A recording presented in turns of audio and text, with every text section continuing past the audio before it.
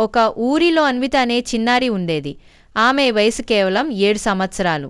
కానీ ఆమె ఆలోచనలు, తెలివితేటలు పెద్దవాళ్లను కూడా ఆశ్చర్యపరిచేవి. అన్వితకు కొత్త విషయాలు తెలుసుకోవడం అంటే చాలా ఇష్టం. పుస్తకాలు చదవడం, ప్రశ్నలు అడగడం, పరిష్కారాలు కనుగొనడం ఆమెకు అలవాటు. ఒకసారి అన్విత ఊరిలో ఉన్న చిన్న పిల్లలందరితో ఆడుకుంటూ ఉండగా ఊరి పెద్ద మనిషి ఒక సమస్యను చెప్పాడు.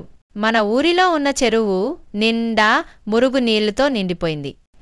నీరు ఎవరూ త్రాగలేరు, మత్స్యాలు కూడా చచ్చిపోతున్నాయి. ఈ సమస్యను ఎవరు పరిష్కరిస్తారో? అంత నిశ్శబ్దంగా ఉండిపోయారు. చిన్నారులు ఏమీ చెప్పలేదు. కాని అన్విత మాత్రం ఆలోచనలో పడింది. ఇంటికి వెళ్ళి తన పుస్తకాల్లో చదివిన విషయాలను గుర్తు చేసుకుంది. నీరు శుభ్రం చేయడం కోసం మనం సహజమైన పద్ధతులను ఉపయోగించవచ్చు అని ఆమెకు తెలుసు. తాను చదివినట్లు యాక్టివేటెడ్ చార్కోల్, మడిసిన ఇసుక, చిన్న రాళ్లు వాడి నీరు శుద్ధి చేయవచ్చని గుర్తించింది.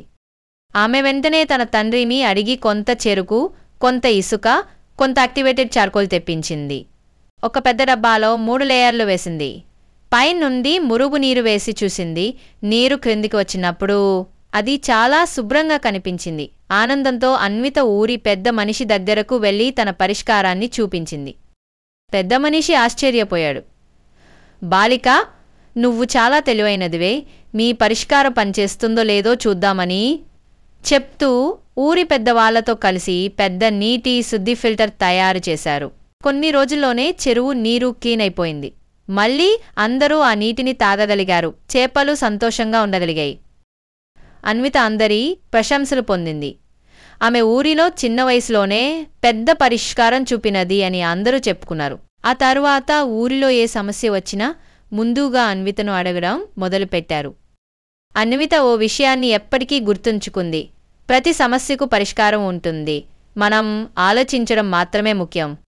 అది నుంచి అన్విత మరింత చదవడం, నేర్చుకోవడం కొనసాగించింది. తన తెలివితేటలతో, సహాయ సిద్ధతతో అందరికీ ఆదర్శంగా నిలిచింది.